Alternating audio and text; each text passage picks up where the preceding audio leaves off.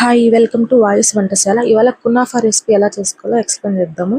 First థిక్గా ఉన్న సేమియా 2 కప్స్, నెయ్యి లేదా వెన్న తీసుకోండి 1/2 కప్, పాలు 1.5 కప్, చక్కెర 1/2 cup, cornflour 2 table spoons, fresh cream 1/4 cup, mixed dry fruits 2 table spoons, చక్కెర పాకం కోసం sugar, water and lemon juice వేసుకొని ఒక కప్ అయితే రెడీ చేసుకోవాలి.